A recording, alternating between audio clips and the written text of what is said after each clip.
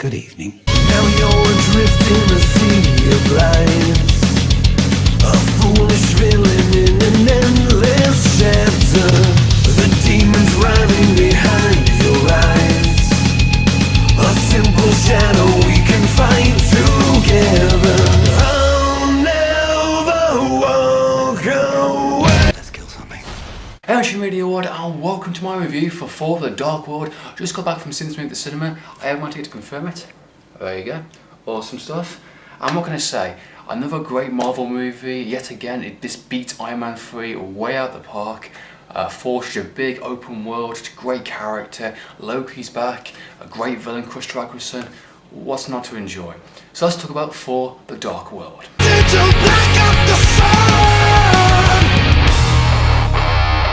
So Thor: The Dark World is directed by Alan Taylor, one of the guys responsible for Game of Thrones. He's directed a lot of good episodes from that series.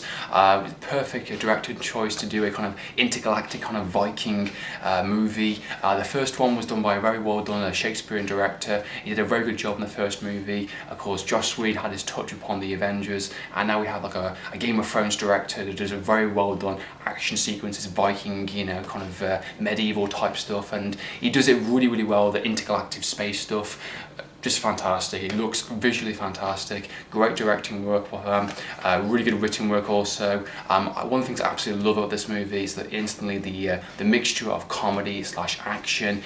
It was done really well. Lots of funny moments, lots of great action moments also. Of course, if you're following these movies, this is after the Avengers, so this is a post-Avengers movie. We had Iron Man 3 early on this year.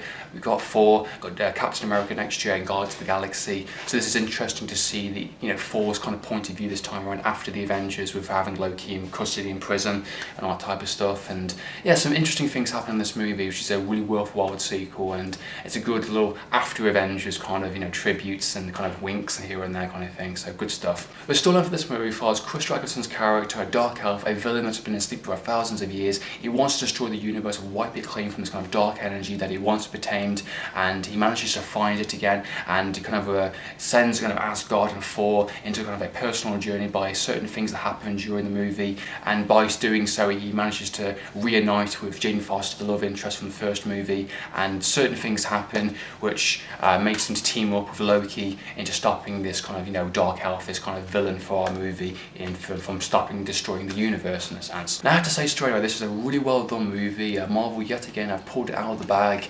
Iron Man 3 was very good, I thought, perfectly honest, in doing a good Tony Stark movie after the Avengers, how he's dealing with it. This is kind of like after the Avengers from Thor, how Loki's dealing with it, how Thor's dealing with it, and of course that love interest which he still wants to kind of retain and still wants to go for, with and still at the same time trying to keep peace with the Nine Realms, and trying to live up to the father's name, his legacy in a sense, and stopping an ancient old villain which is threatening to destroy the universe. It's a pretty good story. It's definitely got some layers to it. It's pretty simple in the fact that you gotta stop a bad guy in a sense from destroying the universe, and it goes from a very personal story later on by certain things happen.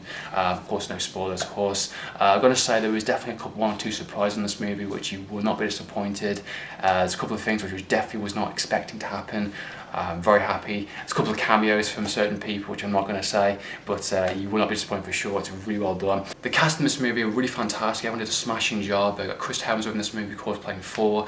Really very good performance by him. He's a really funny character, at the same time really noble, really kind of Viking-esque in a sense, wants to do the right thing. He's got a good heart. His character's changed so much from the first Thor movie, and of course after the kind of Avengers and into this. It's interesting to see a character develop so much, and he did a really fantastic job, and I really like the fact that he reunited with Jane Foster again. It was interesting to see that after so long since the first movie, and to reclaim his love interest, which is really well done. Of course, Natalie Portman returns back to this movie again, a really good performance. Good to see her in this movie again after the first Thor movie.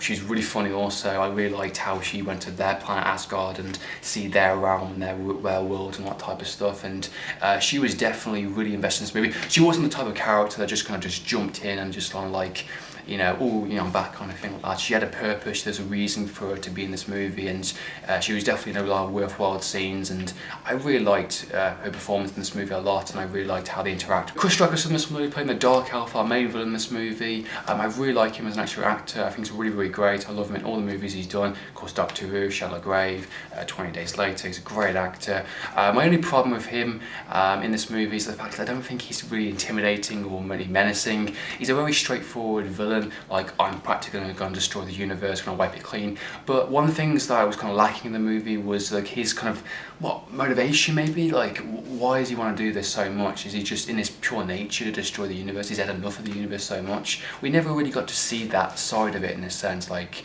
you know, what is full-on motivation destroying the universe? We understood Loki's kind of motivation with the Avengers, and of course Thor, you know, him being neglected and feeling a bit of an outcast and identity issues and all type of stuff. We never really got to see Christopherson's real, or his villain character's kind of like reasonings behind it properly. Unless I missed something, I don't really know. That's one of the things I was kind of lacking in his performance. But a really great villain, really good battle sequences between him and Thor. I thought he did a really good job on screen. I'd just like to see a little bit more motivation, and just, you know, he was good for what the movie was intending to do. Not as strong as a villain which has already been set within the previous Marvel movies. And of course you got Loki in this movie, which is seriously badass yet again. It was really cool in Thor. He was awesome within the Avengers as the main villain in that, and of course he's just as good as he ever was been.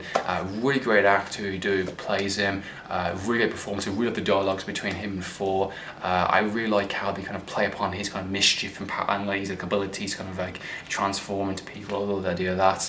I like his dialogue, I like his kind of state of mind, in a sense. There's definitely a couple of things that happen within the movie that kind of changes his perception on things, and just leads him to team up with him and of course Thor to stop the greater common enemy, in a sense. I really like the idea of that. And for Loki is just Loki at the end of the day. He's exactly the same character. He's definitely mischief, he's definitely angry. Comedy also between his character is just as funny as it's already been established. I felt there's some really funny scenes with his character that happened. There's definitely some menacing scenes also. There's definitely some scenes which you feel like, holy shit, did he just do that, in a sense? His personality is very interesting as an actual character. You never tell if he's actually deadly serious or joking or manipulative or menacing, and he definitely plays upon that a lot more. And they actually filmed a lot more scenes with him in the movie, which I'm really happy they did, because I think he needed it, in all fairness, and it just brings it a full circle in all fairness. You can't have Thor without Loki. They're just very interesting characters to bounce off each other, and I think he did a really great job in this movie for sure.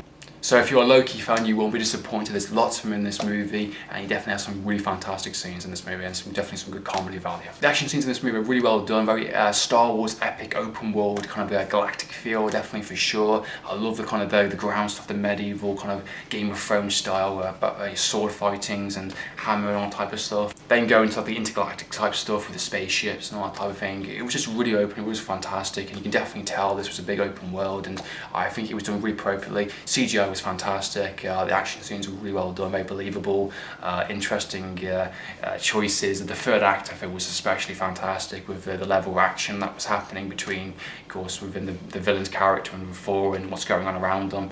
I don't want to say any more for spoiler reasons. This is only just coming out in the UK today. The US don't get until next week, which is a bit of a shame, because I think you should have it in the same week as us do, like the Avengers did. Never mind. I'll like to say that the movie is really well done. It's got good comedy elements, good action, fantastic acting in it, some really good surprising cameos and some good hints and turns in it for sure. Definitely stick around after the credit sequences for two scenes, one after the main kind of title sequence, and of course after the main credits itself. You will not be disappointed. So my review for Thor Dark Elf. I hope you're watching this review. What do you think? Do you think it's good? Do you think it's bad? Let me know your opinions. Comment down below. So in the meantime, I do feel media from Game TV. Signing out.